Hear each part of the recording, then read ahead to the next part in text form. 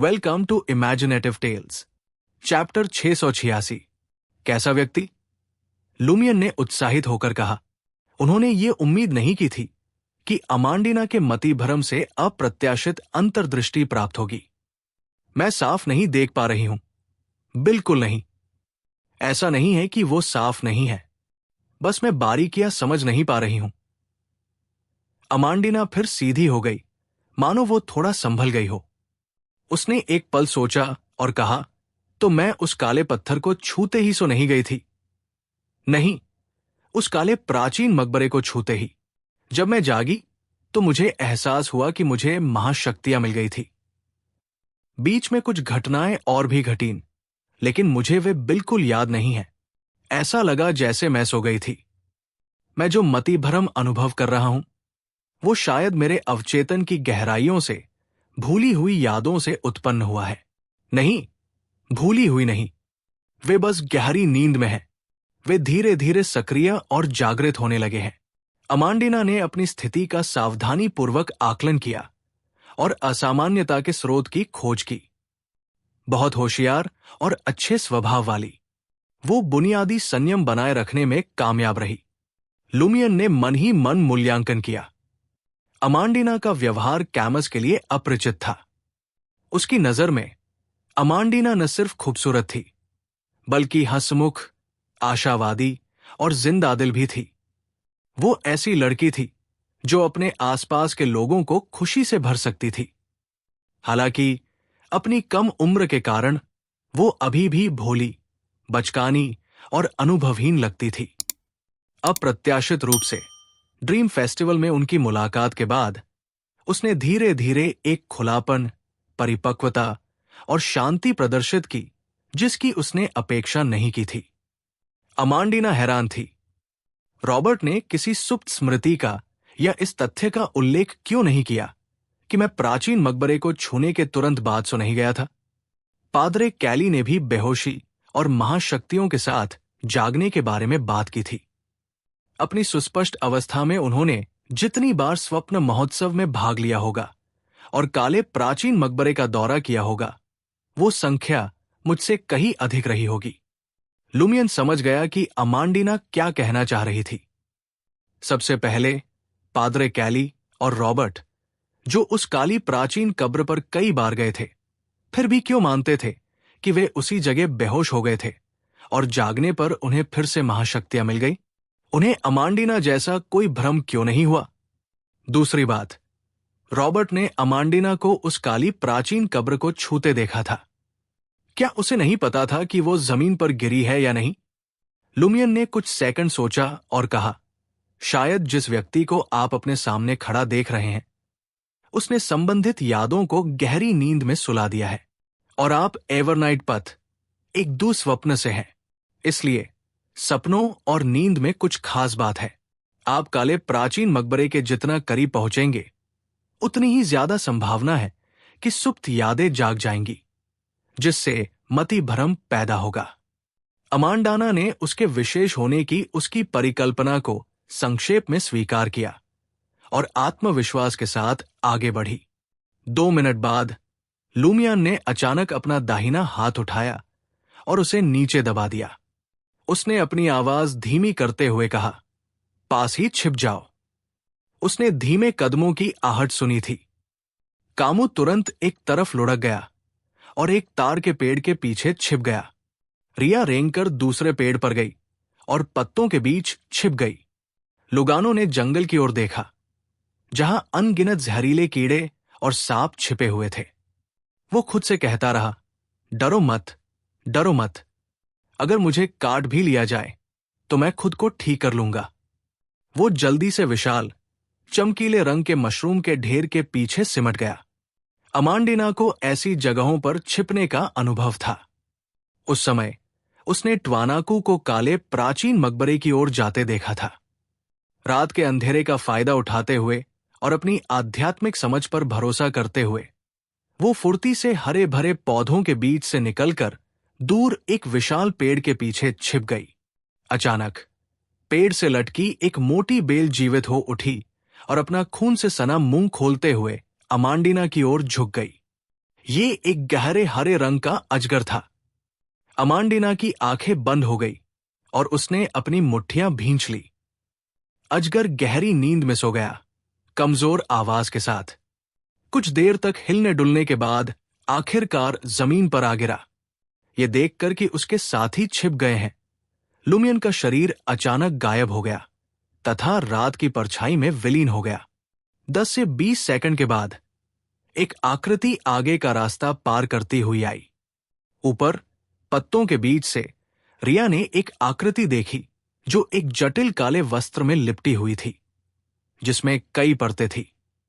उसके बालों पर एक रोएदार काली टोपी टिकी हुई थी और किनारे से एक हल्का सा लहराता हुआ सफेद पंख निकला हुआ था। लुमियन ने भी अपने छाया प्राणी रूप में उस आकृति का खुरदुरा रूप देखा। उसका मन अचानक तनावग्रस्त हो गया और उसके भीतर भ्रम की स्थिति उत्पन्न हो गई। क्या ये इवेलजस्टा एगर्स नहीं है?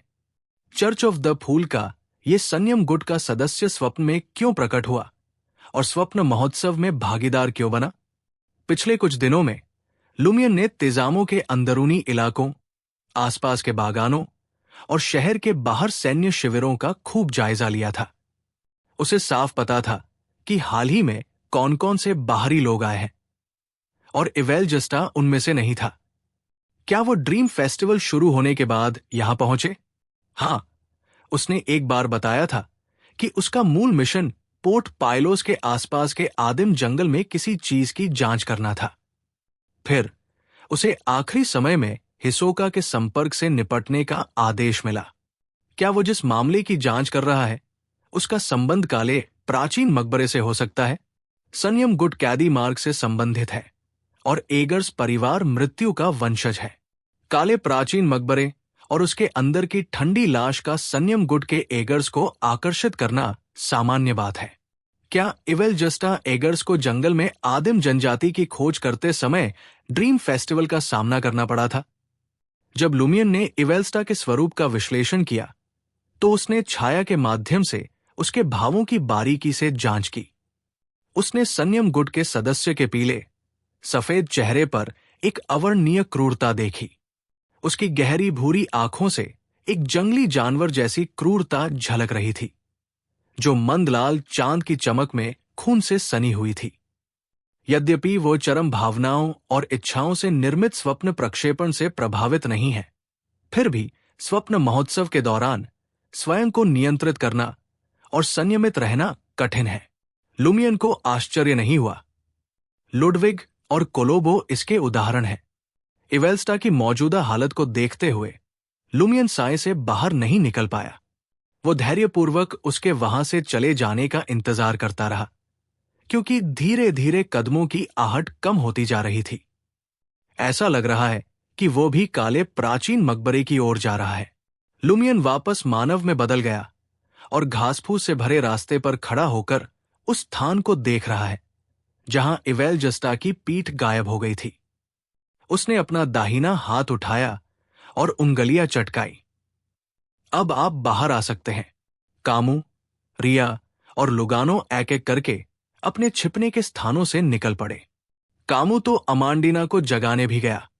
अमांडीना ने लुमियन की ओर देखा और पूछा, क्या हम आगे बढ़े? लुमियन ने बिना किसी हिचकिचाहट के उत्तर दिया, हां। इस बार वे सावधानी से आगे बढ़े और अपने आसपास के वातावरण पर पूरा ध्यान दिया। 3-4 मिनट के बाद लुमियन, इवेलस्टा और रीजा से निपटने के लिए तैयार हो गया। उसने अमांडाइना के मार्गदर्शन का पालन किया और कुछ विशाल पेड़ों के बीच से निकल गया। एक काला, विशाल और परिचित पत्थर दिखाई दिया। पहली नजर में तो ये एक घर के आकार का पत्थर जैसा लग रहा था, लेकिन गौर से देखने पर इस पर आकृतियां दिखाई दे रही थी। इसमें असामान्य उभार और गड्ढे थे और धागे जैसी दरारें थी जिन्हें आम आंखें नहीं देख सकती थी। ये वास्तव में सिर्फ एक पत्थर नहीं था। काले पत्थर के चारों ओर जमीन से पेड़ों की जड़ें उभरी हुई थी, जो एक वर्गाकार क्षेत्र को घेरे हुए थी, मानो हर इंसान की उभरी हुई रक्तवाहिकाएं हों। हालांकि वे बहुत समय पहले ही मृत और मुरझा चुकी थी। उस समय वो स्थान खाली था। वहां कोई भी नहीं था। इवेल जस्टा यहां नहीं आया था? क्या रीजा का गंतव्य यही नहीं है? क्या वे बीच रास्ते में ही भटक गए थे? या हो सकता है कि केवल वही लोग इस क्षेत्र में पहुंच पाते हैं जिन्हें किसी प्राचीन मकबरे या शव का वरदान मिला हो। लुमियन असमंजस में अपने आसपास का निरीक्षण कर रहा था। अमांडिना की भौहें एक बार फिर सिकुड़ गई और वो अपने हाथों को अपने सिर के दोनों ओर दबाने से खुद को नहीं रोक सकी। उसने दर्द के संकेत के साथ कहा, यह मति भ्रम स्पष्ट हो गया है, मैं और अधिक देखूंगा। वो आकृति मेरे पास आई, अपना हाथ बढ़ाया और मेरे सिर के ऊपर दबा दिया। उसने एक अजीब टोपी पहन रखी है। कैमस, रिया और अन्य लोगों ने अमांडाना को यह देखने के लिए नहीं रोका कि क्या वो अधिक याद कर सकती है या अधिक सुप्त स्मृतियों को जागृत कर सकती है। अमांडिना ने खुद से कहा, क्या मुझे इसी तरह महाशक्तियां दी गई थी? लुमियन ने अमांडिना की बातें सुनते हुए अपनी नजर उस काले पत्थर पर गड़ा दी जिसके बारे में कहा जा रहा था कि वो एक प्राचीन मकबरा है। उसे एक प्रकार का अपनापन महसूस हुआ। एक षड्यंत्रकारी के रूप में लुमियन ने जल्दी से अपनी स्मृतियों को परिचितता के स्रोत के लिए जगाया। जल्द ही उसे जवाब मिल गया। काले रंग की प्राचीन कब्र ने उन्हें सामरी महिलाओं के वसंत की याद दिला दी, जब वो हल्के सफेद रंग की नहीं थी। ये वास्तव में मृत्यु क्षेत्र से निकटता से संबंधित है। लुमियन ने रक्त सम्राट के दाहिने हाथ में उसके अवशेष आभा की जांच की और पुष्टि की कि यह प्रभावित नहीं था या सक्रियता के संकेत नहीं दिखा रहा था। उस क्षण चारों ओर असामान्य शांति छा गई। जंगल में सरसराहट, जंगली जानवरों की चीखें और तेजामों की गोलियों और चीखों की आवाजें मानो गायब हो गई थी। गहरी रात पूरी तरह से सन्नाटे में डूब गई। अमांडिना ने ऊपर देखा और डर के मारे चिल्लाई, मुझे अब याद आ गया, मुझे अब याद आ गया। जब मुझे महाशक्तियां प्राप्त हुई थी तब भी ये जगह इतनी ही शांत थी। ये बिल्कुल भी स्वप्न महोत्सव जैसा नहीं लग रहा था। अगले ही क्षण अमांडिना की पुतलियां फैल गई। वो आकृति प्रकट हुई है। हाँ, रिया, कामू और लुगानो ने उस काली प्राचीन कब्र को गंभीरता और भावशून्यता से देखा। उन्हें कोई भी व्यक्ति या वस्तु असामान्य नहीं दिखी। अमांडिना की आवाज तीखी हो गई, क्या तुम देख नहीं सकते? वो मेरी ओर आ रहा है, वो मेरी ओर आ रहा है। एक क्षण के लिए लुमियन और उनकी टीम ये तय नहीं कर पाए कि क्या अमांडिना का भ्रम इतना स्पष्ट था कि वो लगभग वास्तविक था या वास्तव में कुछ घटित हुआ था। नहीं, और पास मत आओ, अमांडाइना चिल्लाई। आगे खाली जगह को देखते ही उसकी अभिव्यक्ति बिगड़ गई। इस चीख के साथ ही लुमियन को लगा कि पूरा क्षेत्र थोड़ा कांप उठा है तथा उसके आसपास का वातावरण धुंधला हो गया है। धुंधलेपन में दृश्य दिखाई दे रहे थे, मानो किसी स्वप्न के अलग अलग टुकड़े हों। ये दृश्य काले प्राचीन मकबरे पर केंद्रित थे, लेकिन इसके पास अलग अलग लोग खड़े थे। कुछ दृश्यों में रीजा एक पतले काले सूट में खड़ा था, कुछ में इवेल जस्टा एक पंखदार टोपी पहने खड़ा था। एक पुरुष और एक महिला साथ साथ चल रहे थे, जबकि अन्य काले घेरे में थे। वस्त्र पहने मनुष्य। काले वस्त्र पहने हुए मनुष्यों में से एक ने मुस्कुराते हुए लुमियन की ओर देखा। उसकी त्वचा हल्के भूरे रंग की थी और उसकी पीली आंखें गहरे हरे रंग की थी। वो कोई और नहीं बल्कि हिसोका त्वानाकू था। चैप्टर 687। लुमियन ने अपनी भौहें उठाईं और हिसोका की ओर एक उज्जवल मुस्कान के साथ देखा। अलग अलग दृश्यों में दो व्यक्ति धुंधले शून्य में एक दूसरे को देख रहे थे और दोनों की नजरें विपरीत दिशाओं में थी। रीजा, इवेल्स्टा और तेजामो में अभी अभी पहुंचे उस आदमी और औरत ने दूसरे दृश्य में लोगों को साफ साफ देखा था। वे इस समझ से परे विचित्र स्थिति से हैरान और स्तब्ध थे, लेकिन एक दूसरे से बातचीत नहीं कर पा रहे थे। हिसोका के समान दृश्य में कब्र के रखवाले प्रार्थना करते हुए प्रतीत होते हैं। अपने आसपास के परिवर्तनों से अनजान या उनके साथ ऐसा व्यवहार करते हुए जैसे कि कुछ भी असामान्य नहीं हुआ हो। लुमियन ने क्षेत्र का सर्वेक्षण किया और स्थिति को अस्पष्ट रूप से समझा। ये जगह चाहे कितनी भी वास्तविक क्यों न लगे, अलग अलग मुठभेड़ें अलग अलग स्तरों पर वास्तविकता को प्रतिबिंबित करेंगी। मूलतः ये एक स्वप्न ही है, और उस काली प्राचीन कब्र या उसके भीतर की ठंडी लाश के प्रभाव में ये क्षेत्र कई स्वप्न खंडों में विखंडित हो गया है। हर बार जब कोई नया समूह आता है तो एक नया खंड उत्पन्न होता है। अगर अमांडीना या मेरे आने से कोई असामान्यता न पैदा होती तो अलग अलग दृश्यों में लोगों का आपस में मिलना जुलना नामुमकिन होता। वे एक दूसरे पर हमला नहीं कर पाते, नहीं एक दूसरे को देख, सुन या पहचान पाते। यही कारण है कि हर बार स्वप्न महोत्सव शुरू होने पर कब्र रक्षक गायब हो जाते हैं। वे गायब नहीं होते, वे बस ड्रीम फेस्टिवल के प्रतिभागियों के अलग अलग सपनों के टुकड़ों में होते हैं। पिछले स्पिरिट चैनलिंग के परिणामों के आधार पर क्या ये किसी प्रकार का छिपाव है? लेकिन काले प्राचीन मकबरे को अभी तक नहीं खोला गया है। जैसे जैसे लुमियन के विचार तेजी से आगे बढ़ रहे थे, अमांडीना की आवाज भी डरावनी और तीखी होती जा रही थी। वो मेरे ठीक सामने है, मुझे बचाओ, मुझे बचाओ। लुमियन ने अमांडाइना को घूरा, जो अदृश्य प्राणी से बचने के प्रयास में पीछे हट रही थी। लेकिन वो उस आकृति को नहीं देख सका जिसका वर्णन उसने किया था। अमांडीना के आतंक हमले के बाद से 10 सेकंड से अधिक की संक्षिप्त अवधि में लुमियन ने अपनी आत्मा दृष्टि, कमजोरी जांच, भाग्य अवलोकन और अन्य क्षमताओं का उपयोग किया था, लेकिन उन्होंने कुछ भी असामान्य नहीं पाया था। वह रहस्यमयी चश्मे और सत्य की आंख को निकालने के कगार पर था। लुमियन ने अपने ट्रैवलर बैग में हाथ डाला। स्थिति की पूरी समझ न होने के कारण उसे समझ नहीं आ रहा था कि अमांडीना को कैसे बचाया जाए, जो डर के मारे बुरी तरह टूट चुकी थी। जैसे ही उसकी उंगलियां मिस्ट्री प्राइंग ग्लासेस से टकराईं, अमांडीना अचानक चौंक गई। एक क्षण बाद वो लुमियन की ओर मुड़ी और हैरानी से बोली, वह मुड़ा और चला गया। लगता है उसने मुझे पहचान लिया है। तुम्हें पहचाना? लुमियन को अमांडीना की मानसिक स्थिति की पुष्टि करने के लिए बाध्य होना पड़ा। अमांडीना ने असमंजस में उत्तर दिया, हां। उसने मेरी ओर सिर हिलाया और चला गया। क्या यही वजह है कि स्वप्न महोत्सव शुरू होने के बाद जो कोई भी काली प्राचीन कब्र के पास जाना चाहता है, उसे किसी ऐसे व्यक्ति द्वारा निर्देशित होना होगा जिसे प्राचीन कब्र या लाश का वरदान मिला हो?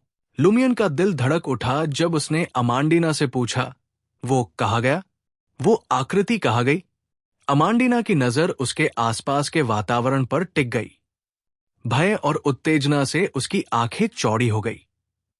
उसने अपनी हथेली उठाई और सपने के उस टुकड़े की ओर इशारा किया जहां वो आदमी और औरत थे। वो वहां गया, वो गुजर गया, वो गुजर गया।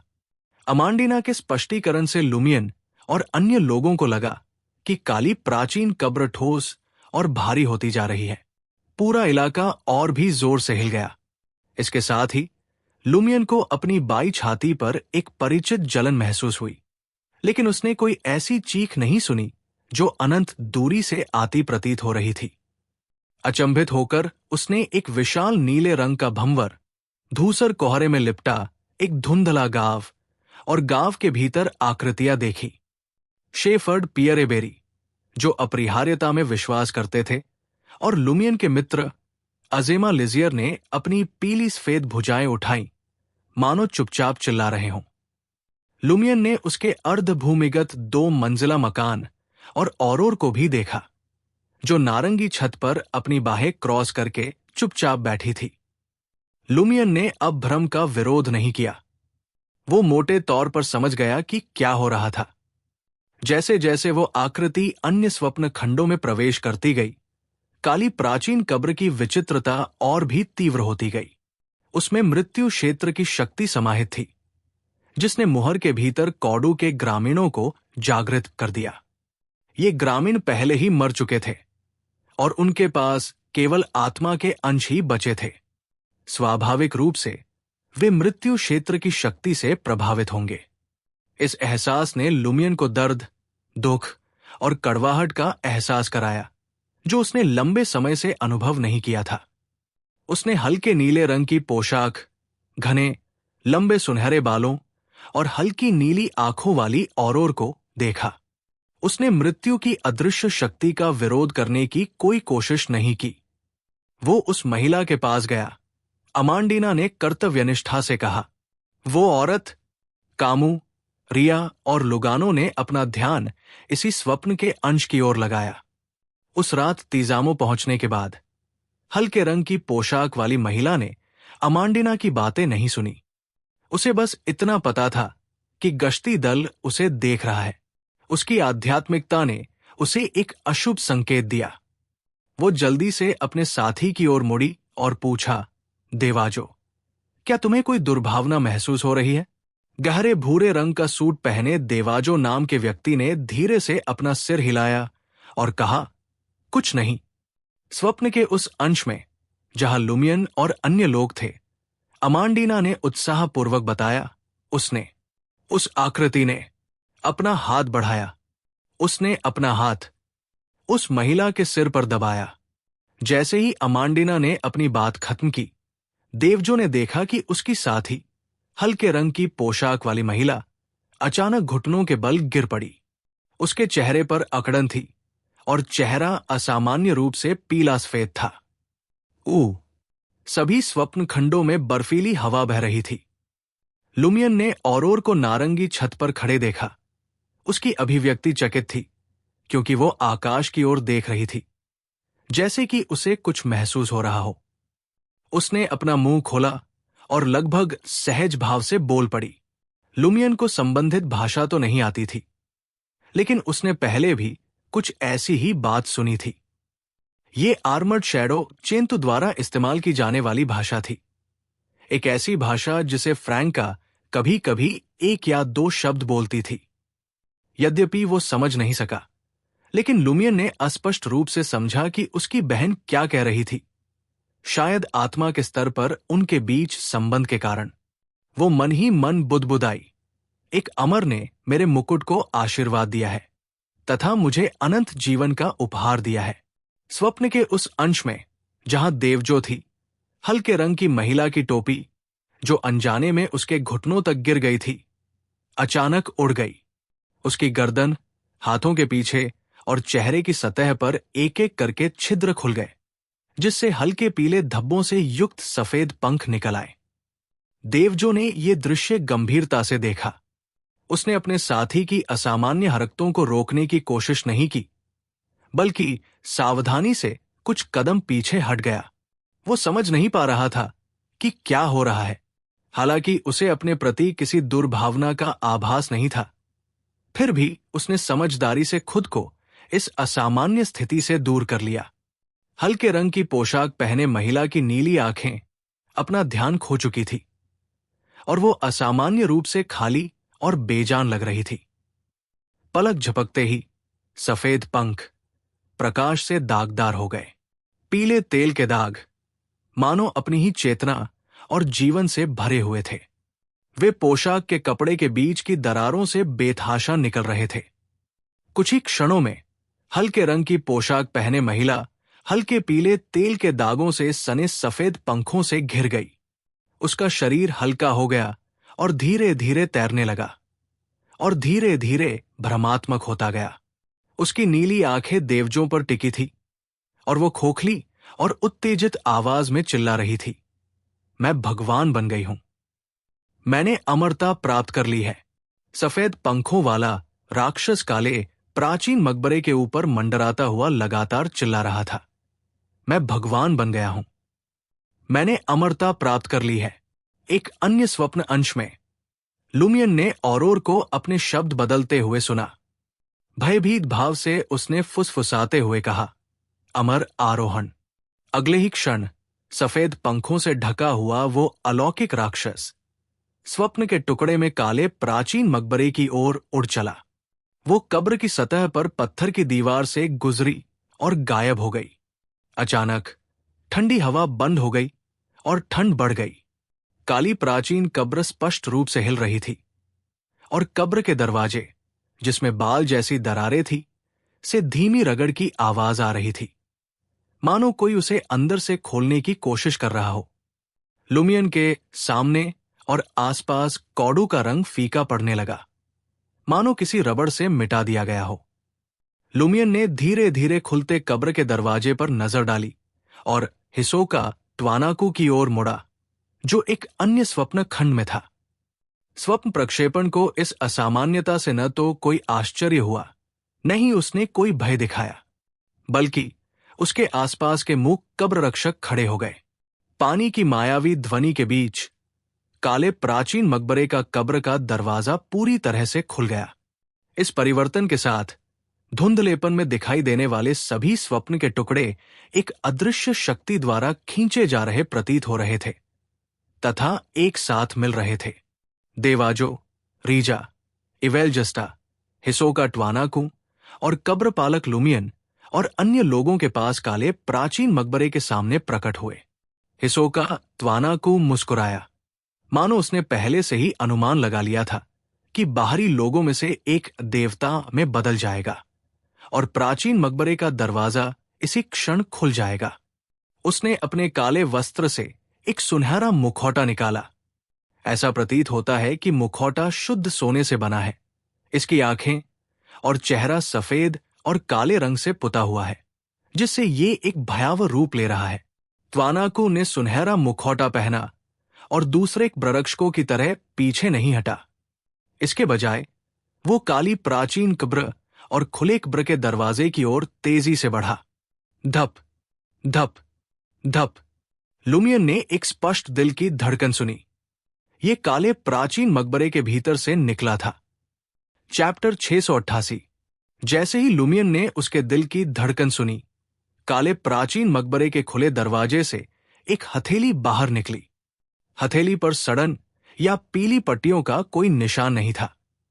उसकी सतह सोने से ढकी हुई थी, जो मंद लाल चांदनी में एक रहस्यमयी रंगत से झिलमिला रही थी। सुनहरी हथेली को देखते ही लुमियन को ऐसा महसूस हुआ जैसे किसी अदृश्य शक्ति ने उसकी आत्मा को संकुचित कर दिया हो और तुरंत ही उसके शरीर से उसका संबंध टूट गया हो।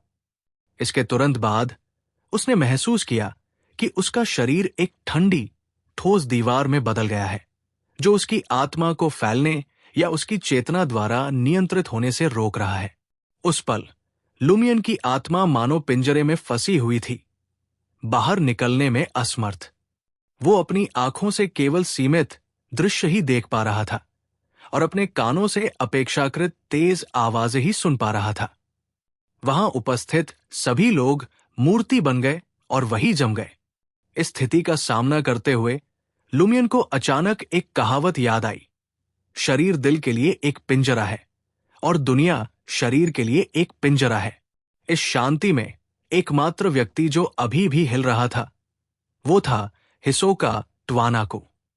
जैसे ही वो तेजी से काले प्राचीन मकबरे और उससे निकले सुनहरे ताड़ के पेड़ के पास पहुंचा, उसके चेहरे पर लगे सुनहरे मुखौटे से धुंधली चमक निकल रही थी। यद्यपि लुमियन हिल नहीं सकता था या अपनी क्षमताओं का उपयोग नहीं कर सकता था, उसकी आत्मा केवल कैद थी। इससे उसके विचारों पर कोई प्रभाव नहीं पड़ा। ये देखकर कि हिसोका ट्वानाकू पर सुनहरे हथेली का कोई प्रभाव नहीं पड़ा, लुमियन ने तुरंत कई बातें समझ ली। इस बात की प्रबल संभावना है कि हिसोका ने स्वर्ण खदान शहर डेविस से जो सोना जब्त किया था, उसका उपयोग काले प्राचीन मकबरे में ठंडे शव पर किया गया था। नोइस परिवार के दानव से उसे जो वस्तु प्राप्त हुई थी, वो संभवतः वो सुनहरा मुखौटा है जिसे वो अब पहनता है। पहला तरीका ठंडे शव को पुनर्जीवित करने का एक प्रयास था। ये फ्रैंका द्वारा एक संपूर्ण शरीर बनाने के उल्लेख के समान है। दूसरा तरीका ये सुनिश्चित करता है कि हिसोका ठंडे शव के पुनरुत्थान के बाद भी बिना किसी प्रभाव के लक्ष्य तक पहुंच सके और एक निश्चित लक्ष्य प्राप्त कर सके। क्या हिसोका ने कभी ठंडे शव को नियंत्रित करने और अर्धदेव स्तर की शक्ति प्राप्त करने के लिए इसका उपयोग करने की योजना बनाई थी? जब मैंने उसे वास्तविक दुनिया में मार डाला, तो क्या सपने में वो इसके माध्यम से पुनर्जीवित होने का प्रयास कर रहा था? हाँ, हिसोका की रेत शक्ति उसी स्रोत से आती है जिससे ठंडी लाश आती है। शायद लाश को यह विश्वास दिलाने का कोई तरीका हो कि वो उसकी मूल आत्मा है और उसे अपना नेतृत्व स्वीकार करने पर मजबूर कर दे। मेरे द्वारा एकत्रित जानकारी और अभी अभी घटित हुई घटनाओं के आधार पर जिन मनुष्यों को काली प्राचीन कब्र और ठंडी लाश का वरदान प्राप्त है, वे लाश को जगाए बिना कब्र खोल सकते हैं।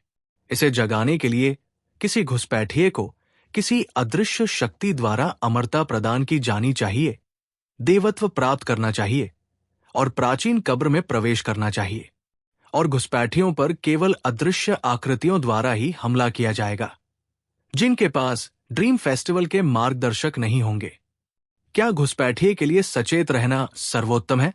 हिसोका को कैसे पता चला कि बाहरी लोग इस वर्ष स्वप्न महोत्सव में भाग लेंगे और काले प्राचीन मकबरे तक पहुंचेंगे? क्या उसके पास शुरू से ही ऐसी कोई योजना नहीं थी? ऐसा इसलिए क्योंकि उसे नहीं पता था कि उसकी मौत हो जाएगी। अगर वो इस साल के ड्रीम फेस्टिवल के दौरान अपनी योजना पूरी नहीं कर पाया, तो अगले कुछ महीनों में उसका स्वप्न प्रक्षेपण पूरी तरह से विफल हो जाएगा, जिससे उसके पुनरुत्थान की आखिरी उम्मीद भी खत्म हो जाएगी। क्या बाहरी लोगों का शामिल होना उनके लिए सुखद आश्चर्य था? नहीं, ये एक संयोग मात्र है।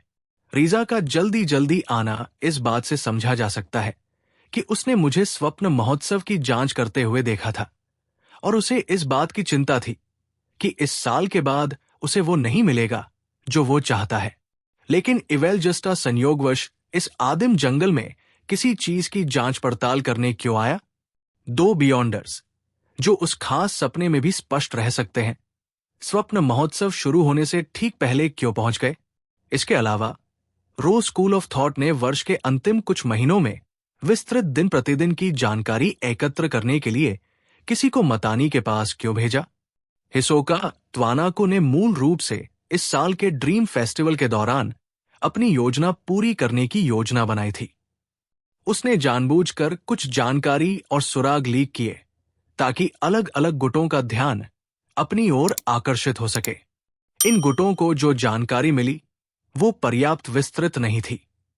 उनके पास या तो जांच के लिए पहले से ही कर्मचारी भेजने या फिर मतानी की गश्ती टीमों को रिश्वत देने के अलावा कोई विकल्प नहीं था। यह सच हो सकता है, एक ऐसा सच जो संयोग पर निर्भर नहीं करता। हिसोका ने बस एक ही बात की उम्मीद नहीं की थी, वो थी ड्रीम फेस्टिवल शुरू होने से पहले उसकी मृत्यु।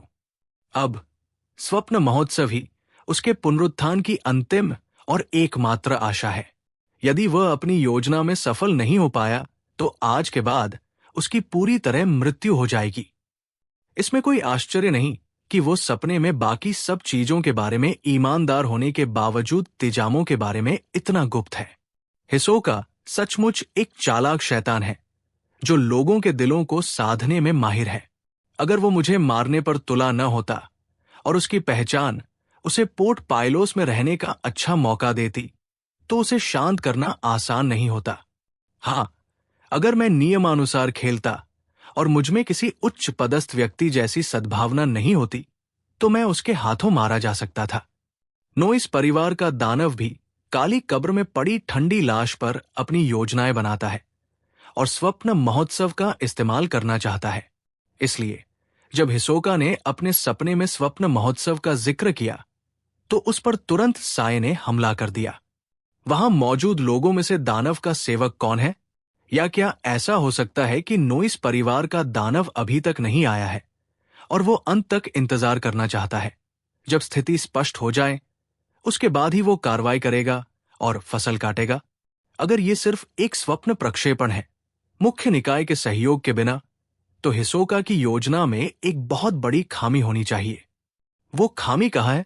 अपने शरीर में फंसा लुमियन हिसोका को रोक नहीं सका। वो असहाय होकर देखता रहा कि हिसोका उस काले प्राचीन मकबरे के खुले दरवाजे की ओर भागा। इंतजार।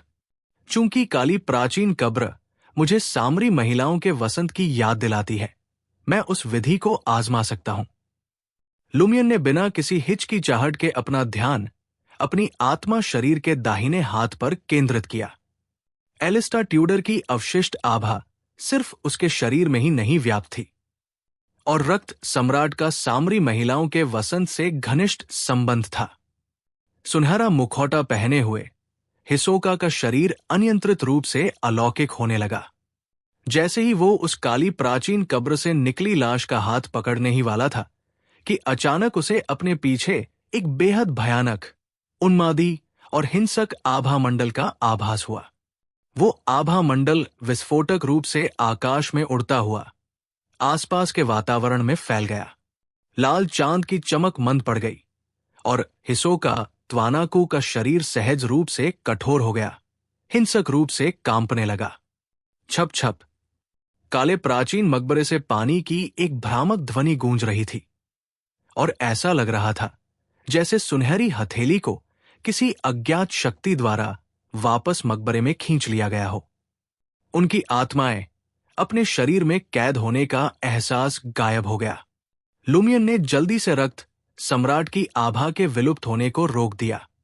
यद्यपि अमांडीना, कामू, देवाजो और अन्य लोगों को सहज रूप से भय महसूस हुआ, लेकिन उनकी आत्माओं की सीमा और दृष्टि की निश्चित रेखा ने उन्हें उस आभा के स्रोत की खोज करने से रोक दिया जिसने सब कुछ जीत लिया था।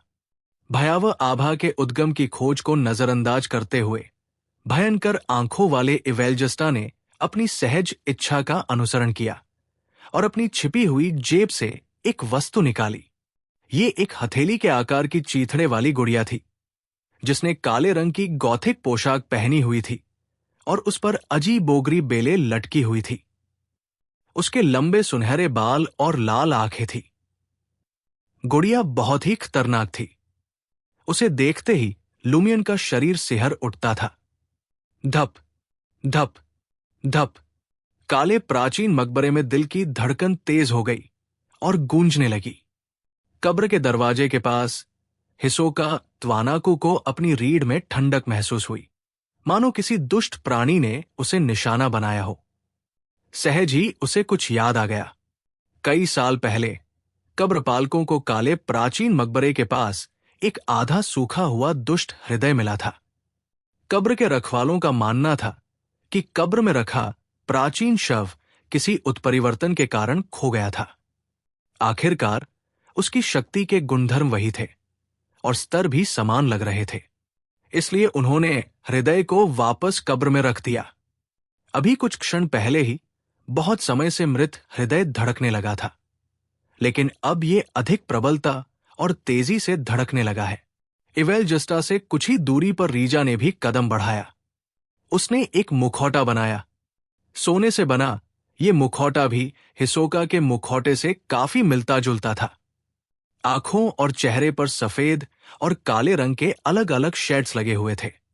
दोनों सुनहरे मुखौटों में अंतर यह था कि रेजा के हाथ में जो मुखौटा था वो अधिक गहरा था, मानो उसे मौत ने छू लिया हो। फिर रेजा ने क्रिस्टल से बनी एक मानव खोपड़ी बनाई।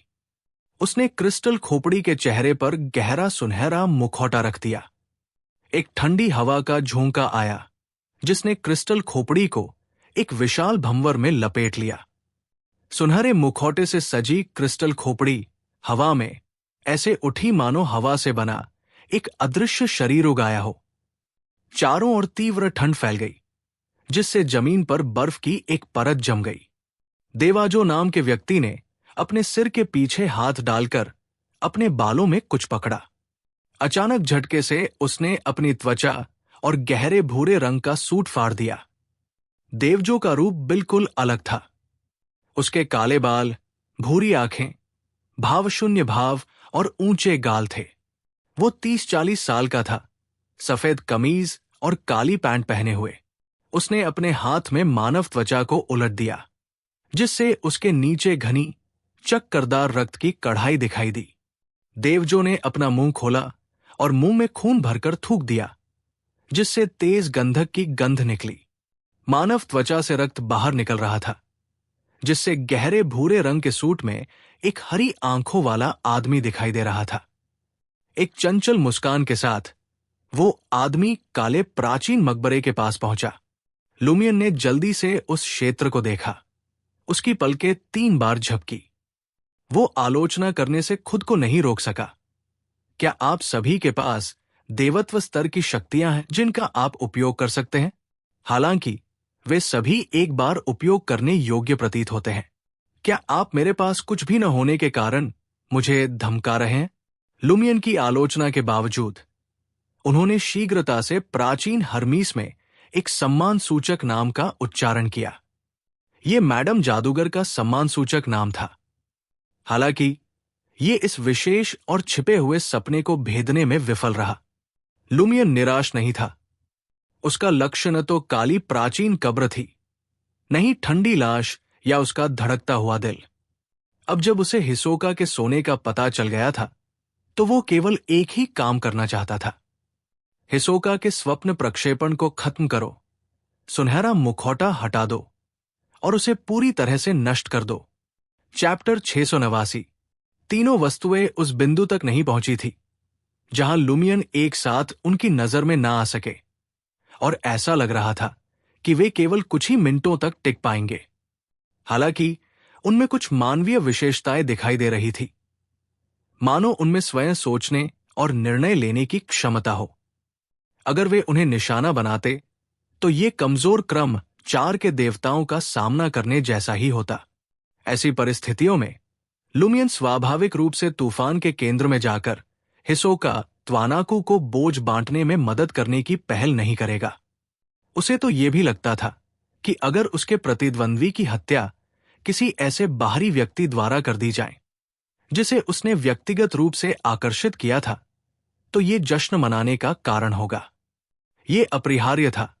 आखिरकार, चूंकि वो पहले ही एक बार हिसोका को मार चुका था, इसलिए उसे दूसरे पक्ष के पुनरुत्थान को नष्ट करने का जुनून नहीं था। किसी और के द्वारा उसके लिए ये काम करने से उसकी आध्यात्मिकता पर होने वाला खर्च कम हो सकता था।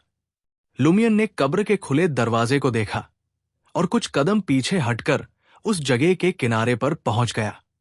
उसने जल्दी से अमांडीना, कामू, रिया और लुगानो से कहा, किनारे पर चले जाओ। ये आदेश सुनते ही लुगानो का चेहरा खुशी से चमक उठा। वो सबसे पहले पलटा और भाग गया।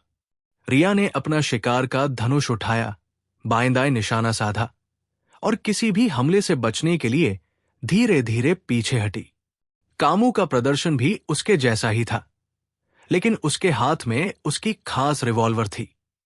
अमांडीना ने उस भयावह चीथड़े वाली गुड़िया, सुनहरे मुखौटे से सजी क्रिस्टल खोपड़ी और उभरी हुई मानव त्वचा वाले हरी आंखों वाले आदमी पर नजर डाली। उसे चक्कर सा आ रहा था, मानो वो इतनी थक गई हो कि अपने शरीर पर काबू नहीं रख पा रही थी। उसे तुरंत एहसास हुआ कि ये ऐसी चीजें हैं जिनके संपर्क में उसे नहीं आना चाहिए।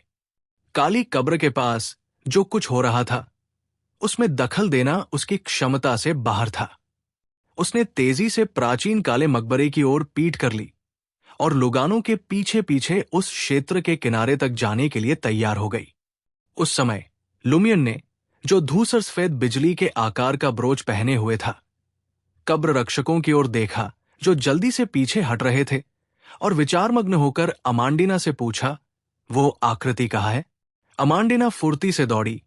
अपनी सांसों के साथ अपनी चाल को तालमेल बिठाते हुए उसने जवाब दिया, मुझे नहीं पता, वो चला गया है।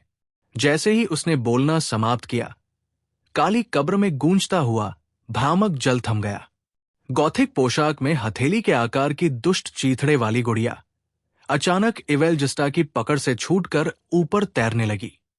वो हवा में मंडरा रहा था और उसकी रक्तलाल आंखों में हिसोका त्वानाकू की आकृति प्रतिबिंबित हो रही थी। त्वानाकू, जो उस प्राचीन काली कब्र में पहुंचने ही वाला था, अचानक अपने चेहरे पर लगे सुनहरे मुखौटे में जान आ गई।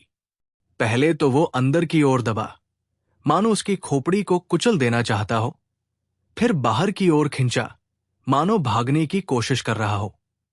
हिसोका ने सहज ही अपना दाहिना हाथ उठाकर सुनहरे मुखौटे को वापस दबाया, लेकिन उसे एहसास हुआ कि उसकी आस्तीन उसकी बाह के चारों ओर कसकर लिपटी हुई थी, जिससे वो स्थिर हो गया था। मानो उसे बांध दिया गया हो। कब्र के द्वार पर एक ईश्वरविहीन व्यक्ति का सुनहरा मुखौटा खोने के भाग्य को याद करते हुए त्वानाकू ने जरा भी संकोच नहीं किया। जैसे ही वो एक रेत में तब्दील हुआ, उसका शरीर पूरी तरह से अलौकिक हो गया। फिर वो काली कब्र के सामने से गायब हो गया और कब्र रक्षकों में से एक की पुतली में पुनः प्रकट हुआ, जिसने अपना सुनहरा मुखौटा उतार दिया था। हिसोका के भौतिक शरीर की असामयिक मृत्यु और सहायता प्राप्त करने में असमर्थता के कारण हिसोका के पास अपनी योजना को संशोधित करने और प्राचीन काले मकबरे में ठंडे शव के लिए होड़ कर रहे 3 गुटों के बीच लड़ाई शुरू होने तक प्रतीक्षा करने के अलावा कोई विकल्प नहीं था। जब अराजकता अपने चरम पर पहुंच जाती और संबंधित वस्तुएं लगभग समाप्त हो जाती, तो वो पुनः लड़ाई में शामिल हो जाता और लाश के लिए प्रतिस्पर्धा करता। जैसे ही हिसोका अस्थायी रूप से पीछे हटे, प्राचीन काले मकबरे के सामने का क्षेत्र खाली हो गया। जैसे ही हथेली के आकार की दुष्ट चीथड़े वाली गुड़िया ऊपर तैरने वाली थी, एक सुनहरे मुखौटे से सजी क्रिस्टल खोपड़ी ठंडी हवा से बने भंवर के आकार के शरीर से घिरी हुई तिरछी दिशा में उड़ गई। उसकी आंखों में हल्की सी सफेद लपटें जल रही थी, जिनके बीच में थोड़ा अंधेरा था। प्रतिक्रिया स्वरूप काली कब्र की दीवारों से भ्रामक काला पानी रिसने लगा, जिससे एक शांत नदी बन गई, जिसने प्रवेश द्वार को अवरुद्ध कर दिया।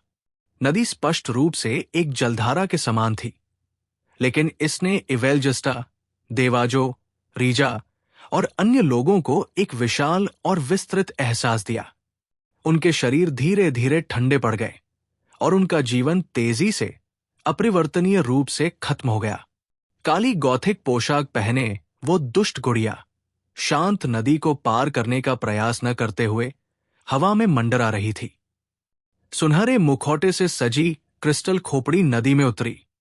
उसके विशाल शरीर का निर्माण करने वाला वायु भंवर चीखता और फैलता था, मानो एक अदृश्य नौका में परिवर्तित हो रहा हो, जो शांत नदी की सतह पर स्थिर रूप से तैर रही हो।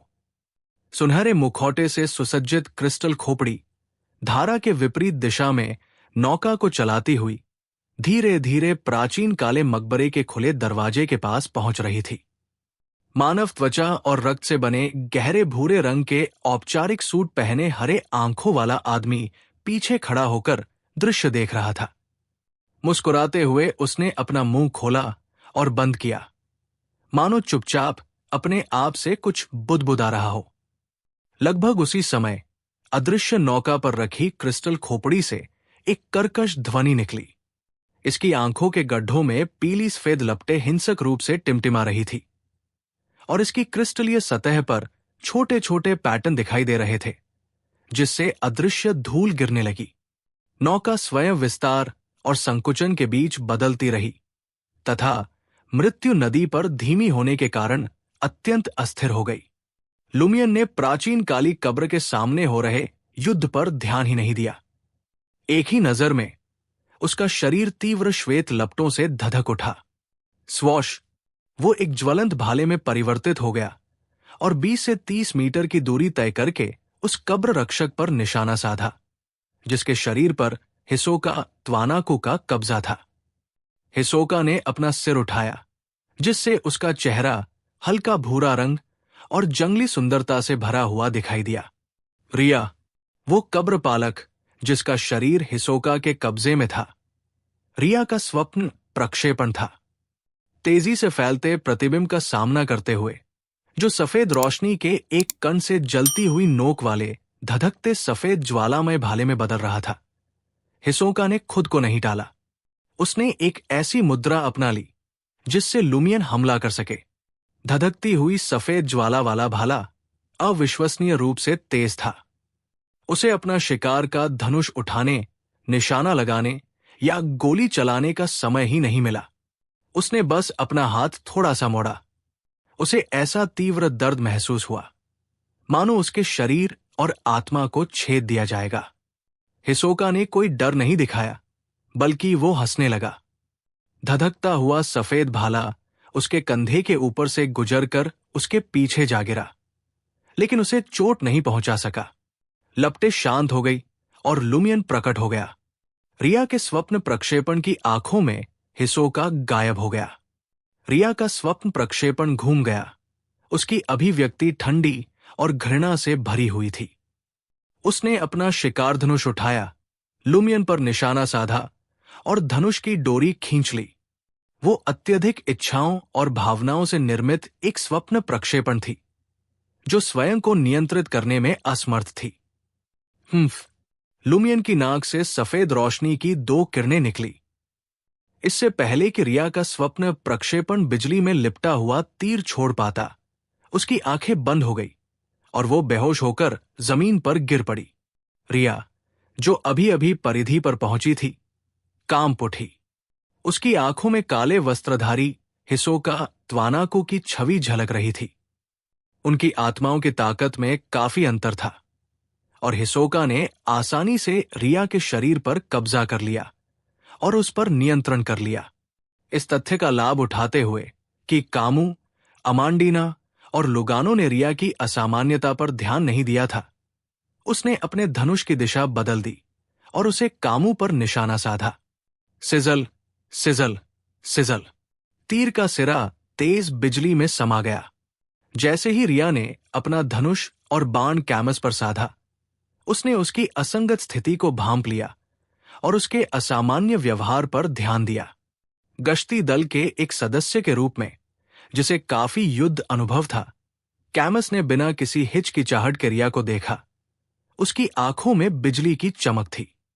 इसके साथ ही हिसोका, जिसने इसका पूर्वानुमान लगाया था, रिया के शरीर से अलग हो गया और अमांडीना की सुंदर नीली आंखों में छलांग लगा दी।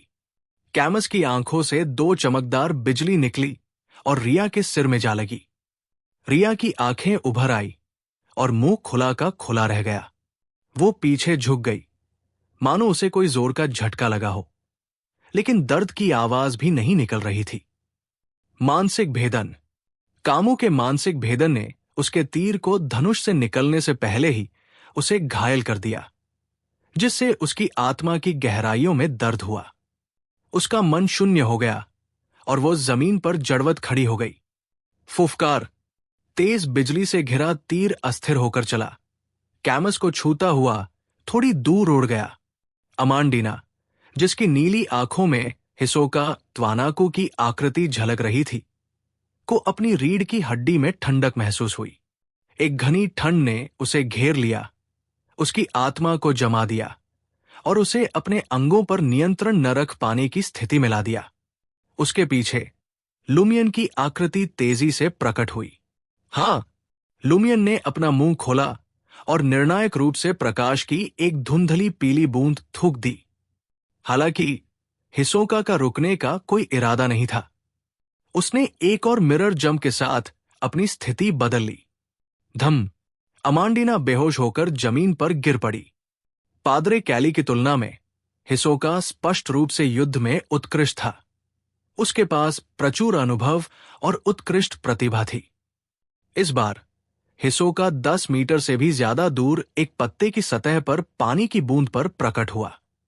वो उछलकर बाहर आया और लुमियन और बाकियों को मुस्कुराते हुए देखा। वह रेत श्री का उपयोग करके लुमियन ली और उसके साथियों पर व्यापक स्तर पर हमला करना चाहता था, जिससे उनमें से कुछ लड़ने में असमर्थ हो जाते और बाकी लोग अस्थायी रूप से गतिहीन हो जाते। ये एहसास होने पर लुमियन ने रेत श्री की पहुंच से बाहर टेलीपोर्ट न करने का फैसला किया।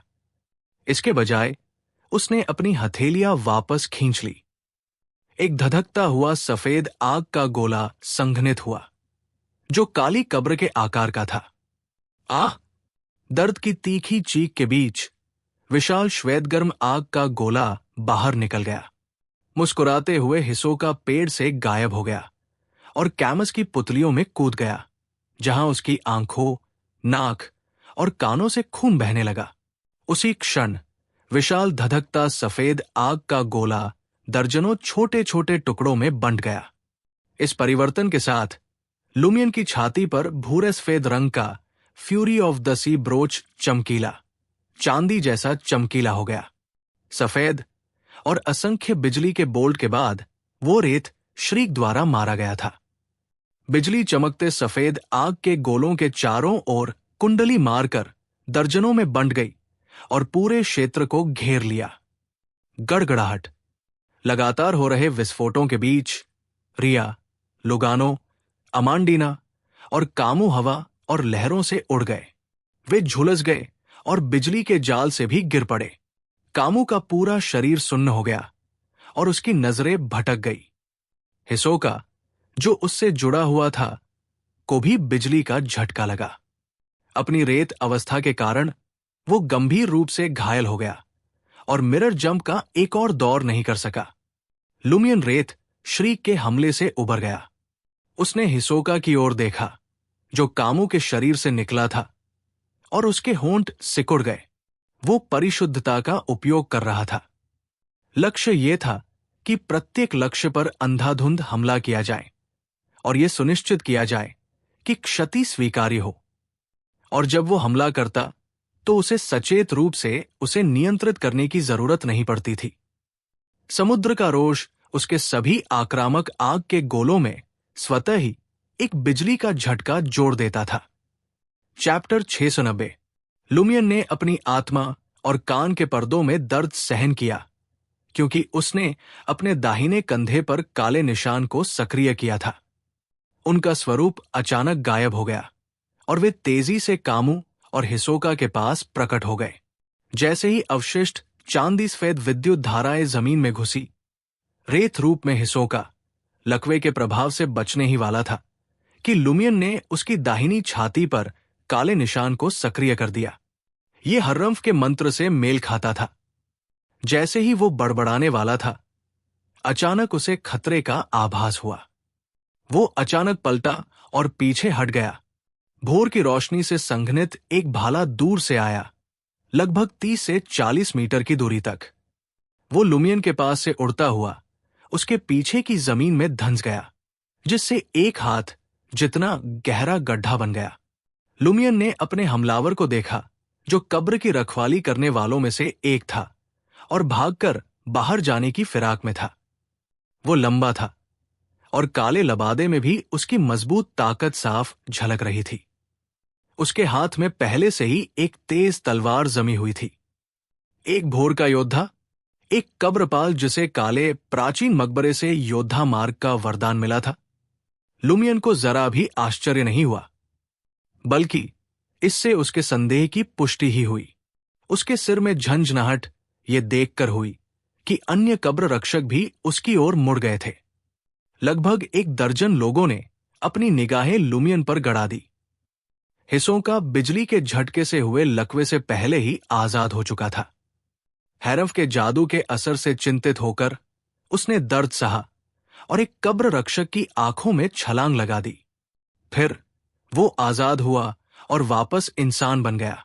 उसने लुमियन की ओर देखा, जो दर्जनों मीटर दूर था, और उसकी मुस्कान और चौड़ी हो गई। अब मैं भी एक ब्ररक्षक हूं। मुझे नुकसान पहुंचाने का मतलब है ब्ररक्षकों को नुकसान पहुंचाना। यद्यपि वे सक्रिय रूप से मेरी सहायता नहीं करेंगे और वर्तमान विधि का उपयोग करके कब्र खोले जाने पर भागने का प्रयास करेंगे, फिर भी यदि आप मुझे धमकी देंगे तो वे निस्संदेह प्रतिक्रिया करेंगे। यही कारण है कि मैंने ड्रीम फेस्टिवल में बाहरी लोगों को आमंत्रित करने और उन्हें यहां तक लाने का साहस किया। दुर्भाग्य से मेरा मुख्य शरीर मर चुका है और मैं बाहरी लोगों की उच्च स्तरीय शक्तियों का विरोध करने के लिए दिव्यगण और लोकी से वादा किया गया देवत्व प्राप्त नहीं कर सकता। फिलहाल मैं बस धैर्यपूर्वक प्रतीक्षा कर सकता हूं। मूल योजना के अनुसार अगर कुछ गड़बड़ हुई तो मैं लाश को कब्र में छोड़ सकता था और नोइस परिवार के दानव को उसे प्राप्त करने में मदद कर सकता था, ताकि रोज स्कूल ऑफ थॉट की मदद की जा सके और बदले में मुझे अन्य पुरस्कार मिल सके। अब मुझे लाश प्राप्त करनी होगी और उसकी आत्मा बनना होगा। तभी मैं स्वप्न महोत्सव के बाद जीवित रह सकता हूं और एक अर्ध देवस्तर के मरे हुए प्राणी के रूप में अपनी चेतना और तर्क संगता को बनाए रख सकता हूं। हालांकि ये मामले तुम्हें चिंतित नहीं करते, लुमियन। तुम्हें एक संरक्षक और कई spirit warlock, gatekeeper, soul assurer, spirit guide और डॉन पैलाडिन का सामना करना होगा। अनुक्रम 4 से नीचे कोई भी ऐसी बियॉन्डर सेना के हमले का सामना नहीं कर सकता है। लुमियन ने देखा कि कब्र के रखवालों की निगाहें उस पर पड़ रही थी। उनमें से कुछ ने तो प्रकाश की घनी तलवारें भी बना ली। जैसे ही वे आगे बढ़े, लुमियन घबरा गया। उसने हाथ बढ़ाया, कामू का कंधा पकड़ा और अपनी वर्तमान स्थिति से दूर चला गया। उनके गायब होने के कुछ ही देर बाद धरती चुपचाप ढह गई और पीले सफेद ताड़ के पेड़ बाहर की ओर फैल गए। लुमियन कैमस के साथ गंभीर रूप से घायल रिया के पास आया और अपने दूसरे हाथ से उसका कंधा पकड़ लिया। इसके बाद तीनों तेजी से गायब हो गए और अमांडिना के पास पुनः प्रकट हुए, जो बिजली के झटके से जाग गई थी। उनके और कब्रपालकों के बीच की दूरी लगभग 100 मीटर तक बढ़ गई। लुमियन ने अमांडिना की बाह पर अपने पैर रख दिए, जिससे उसके शरीर में संचित आध्यात्मिकता और शक्ति मुक्त हो गई। उसकी हालत सामान्य हो गई और उसने अपने दाहिने कंधे पर काले निशान को एक बार फिर सक्रिय कर दिया। इस बार वे चारों लुगानों के पास टेलीपोर्ट हो गए, जो स्वयं ही उपचार कर रहा था। जैसे जैसे लुमियन चमकता रहा, कुछ कब्र रक्षकों की बियॉन्डर शक्तियां उन पर असर नहीं कर पाई। बचे हुए लोगों को बार बार दिशा बदलनी पड़ी, जिससे वे दूरी कम नहीं कर पाए। जैसे ही लुगानो अपने नियोक्ता से कहने वाला था, चलो जल्दी से भाग चलें, हमें वापस तिजामो ले चलें, उसने देखा कि लुमियन ने कामू और रिया को उसकी ओर उछाल दिया। धम! वे तीनों एक साथ गिर पड़े। उनके पीछे अमांडिना भी गिर पड़ी। हाँ, लुमियन ने एक हल्की सी पीली रोशनी उगल दी, जिसने उन चारों को घेर लिया। लुगानो, अमांडिना और बाकी लोग बेहोश हो गए। अपनी आत्मा की शक्ति के साथ बाहरी उत्तेजना के बिना उन्हें होश में आने में कम से कम 1 मिनट तो लगेगा ही। ऐसा करने के बाद लुमियन एक बार फिर दूर चला गया, जिससे वो उन कब्रपालकों के निशाने पर आने से बच गया, जिनकी क्षमताएं इस दूरी पर प्रभावी थी। उसका शरीर गायब हो गया और हिसोका सहित कब्रपालकों की नजर उस पर से हट गई। लुमियन चुपचाप कब्रपालकों के पीछे से प्रकट होकर एक ताड़ के पेड़ के सामने प्रकट हुआ। खुरदुरे पेड़ों के सहारे झुककर उसने अपने यात्री बैग से एक वस्तु निकाली। ये एक काली हड्डी की बांसुरी थी, जिसमें रक्त के रंग के छेद थे। घृणा की सिम्फनी। लुमियन के होंठ मुड़ गए जब उसने मुस्कुराते हुए भयावह हड्डी की बांसुरी को अपने होठों पर लाया। लगभग उसी समय हिसोका त्वानाकू को खतरे का एक प्रबल पूर्वाभास हुआ। वो अचानक मुड़ा, लुमियन को देखा और उस पर टूट पड़ा। उसने अपना शैतानी रूप धारण कर लिया और लगभग 3 मीटर लंबे घुमावदार बकरी के सींगों और चमगादड़ जैसे पंखों वाले एक काले राक्षस में बदल गया। हिसोका ने सहज ही अपना रेत रूप त्याग दिया। लुमियन ली को वश में करने और उसे रोकने की योजना त्याग दी। सब कुछ जीत लेने में सक्षम आभा के नीचे शांत रहना उसके लिए असंभव हो गया और वो सहज ही दूसरे पक्ष से भाग गया। हिसोका की गतिविधियों के साथ ही कब्र रक्षक भी मुड़ गए। लुमियन के होठों ने काली हड्डी वाली बांसुरी को छुआ, जिससे खूनी गंध फैल गई और उसने पहला स्वर बजाया। उसके चेहरे पर मुस्कान और बढ़ गई। वास्तविक दुनिया में अनुक्रम 7, 6 और 5 के बियॉन्डर्स के इतने बड़े समूह का सामना करते हुए वो केवल लुगानो और अन्य लोगों को ही तिजामो वापस भेज सकता था। हालांकि ये स्वप्न महोत्सव था। कुछ हाल ही में आए और स्पष्ट रह सकने वाले लोगों को छोड़कर बाकी लोग या तो अपने स्वप्न प्रक्षेपणों के साथ जुड़े हुए थे या उनसे संबंधित स्वप्न प्रक्षेपणों को स्वतंत्र रूप से गति करने दे रहे थे। स्वप्न प्रक्षेपण अत्यधिक इच्छाओं और भावनाओं से बनते थे और स्वप्न महोत्सव के दौरान वे नियंत्रण खो देते थे। ये समझते हुए कि हिसोका का स्वप्न प्रक्षेपण भी एक कब्रपालक बन सकता है और एक निश्चित स्तर की स्पष्टता और तर्कसंगता बनाए रख सकता है। लुमियन का मानना था कि ऐसा नहीं था कि कब्रपालकों के पास स्वप्न प्रक्षेपण नहीं थे, बल्कि वे उनके साथ विलीन हो गए थे। अपनी विशिष्टता और अपनी स्पष्ट अवस्था में अपने आत्म संयम का उपयोग करते हुए उन्होंने उन्हें मुश्किल से दबाया। ऐसे लक्ष्य सिम्फनी ऑफ हेट्रेड के पसंदीदा शिकार थे। ये उस शत्रु के मन या शरीर की कमजोरी पर प्रहार कर सकता है जिसने संगत धुन सुनी हो। अस्थिर मन वालों को पागलपन जैसे लक्षण अनुभव हो सकते हैं। मनोवैज्ञानिक समस्याओं वाले लोगों में छिपी हुई समस्याएं उभर सकती हैं।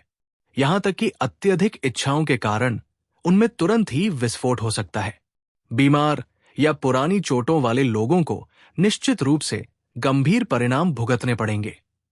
कम भाग्यशाली लोग खुद को घोर दुर्भाग्य में फंसा हुआ पा सकते हैं। स्वप्न प्रक्षेपणों का सामना करते हुए उन कब्रपालकों के विरुद्ध जो उनके साथ विलीन हो सकते थे, लुमियन ने महसूस किया कि घृणा की सिम्फनी चमत्कारिक रूप से प्रभावी हो सकती है, जो लक्ष्यों की अत्यधिक इच्छाओं और भावनाओं को 100% प्रज्वलित कर सकती है। इसलिए उसने ऐसा करने का फैसला किया। अगर वो नाकाम रहा तो वो बेहोश अमांडिना और उसके साथियों के पास वापस टेलीपोर्ट हो जाएगा, उन्हें थाम लेगा और तिजामों के पास लौट आएगा। एक मधुर और दुखद धुन बज रही थी, लेकिन हिसोका ट्वानाकू, जो लुमियन को रोकने में बहुत देर कर चुका था, ने सहज रूप से उसके सिर पर 2 घुमावदार और रहस्यमय बकरी के सींग जला दिए। मानसिक आघात। लुमियन की भावनाएं उमड़ पड़ी और उन्होंने जो धुन बजाई वो स्पष्ट रूप से दर्द और घृणा से भरी हुई थी। उसने अनेक आत्माओं को भी देखा, साथ ही कब्र के रखवालों को भी, जो प्रकाश की तलवारें लिए हुए विभिन्न तरीकों से उसकी ओर दौड़ रहे थे। उन्होंने सिम्फनी ऑफ हेट्रेड बजाना जारी रखा। Bang bang bang. बेहोश रिया के स्वप्न प्रक्षेपण के अलावा हिसोका सहित सभी कब्रपालक विकृत भावों के साथ रुक गए। उन्होंने अपने शरीर और मन में भ्रमकारी विस्फोट सुने और उनकी आंखें तुरंत लाल हो गई। वे अपने शरीर पर नियंत्रण खो बैठे और उनके कान भिन भिनाहट की आवाजों से भर गए। वे न देख सकते थे, न सुन सकते थे, न सोच सकते थे। उनके शरीर और आत्माएं बुरी तरह घायल हो गए थे। यही बात हिसोका ट्वानाकू के लिए भी लागू थी। संक्षेप में, वो चरम भावनाओं और इच्छाओं से निर्मित एक स्वप्न प्रक्षेपण ही रहा। हालांकि जब वो सिम्फनी ऑफ हेट्रेड के कमजोरी के हमले से पीड़ित हुआ तो उसने प्रभाव से लुमियन की भावनाओं और इच्छाओं को भी प्रज्वलित कर दिया। लुमियन का दिमाग तेजी से धड़क रहा था। उसकी हरी आंखों में रक्तवाहिकाएं उभर आई थी। उसकी नाक से खून की बदबू वाला एक चिपचिपा तरल बह रहा था और उसके अंदरूनी अंगों को अलग अलग स्तर पर नुकसान पहुंचा हुआ लग रहा था। नफरत की सिम्फनी धड़ाम से जमीन पर गिर पड़ी। लुमियान से 100 मीटर से अधिक दूर जंगल के पास बेहोश अमांडिना, लुगानो और साथियों के चेहरे विकृत हो गए, मानो वे अलग अलग दुस्वप्नों में फंस गए हों। मानव त्वचा पर खून थूकने से कमजोर हो चुका देवजो चुपचाप जंगल के किनारे पहुंचा, किसी भी क्षण भागने के लिए तैयार। लेकिन तभी उसे सिम्फनी ऑफ हेट्रेड की धुन सुनाई दी। वो जड़ हो गया और ढेर सारा चमकीला लाल खून उगलने लगा, जिसमें से सल्फर की गंध आ रही थी। उसका पूरा शरीर कमजोर हो गया और वो लगभग नियंत्रण खो बैठा। इवेलजस्टा ने देखा कि दुष्ट चीथड़े वाली गुड़िया ने एक खामोश चीख निकाली, जिससे क्रिस्टल की खोपड़ी उसके सुनहरे मुखौटे और उसकी अदृश्य नौका के साथ एक पीली सफेद बकरी में बदल गई। जैसे ही वो खुशी से झूमते हुए उस काली प्राचीन कब्र के सामने खामोश नदी के पास पहुंचा, उसका पीला सफेद चेहरा तुरंत लाल हो गया और उसकी आंखों, नाक, मुंह और कानों के कोनों से गहरा लाल खून बहने लगा। उसने भी भावनाओं और इच्छाओं के विस्फोट को झेला था, लेकिन वो कोई स्वप्न प्रक्षेपण नहीं था, न ही वह किसी स्वप्न के साथ जुड़ा था। इसलिए वो केवल गंभीर रूप से घायल हुआ था। कब्रपालकों और देवजों के विपरीत, जिन्हें मौत के कगार पर धकेल दिया गया था, रियाजा, जिसने बिना किसी स्वप्न प्रक्षेपण के अपनी स्पष्टता और तार्किकता बनाए रखी थी, जोर जोर से हाफने लगा, मानो किसी संघर्ष में फंस गया हो। उसकी ठंडी आंखें मानो खोई हुई सी हो गई। जिस क्षेत्र में काली कब्र थी। वहां केवल दुष्ट चीथड़े वाली गुड़िया, मानव त्वचा वाला आदमी तथा सुनहरे मुखौटे वाला पीला सफेद बकरा ही घृणा की सिम्फनी से अप्रभावित रहे। अपनी तपस्वी सहन शक्ति पर भरोसा करते हुए लुमियन इच्छा और भावनाओं के विस्फोट से हुई गंभीर क्षति से शीघ्र ही उबर गया।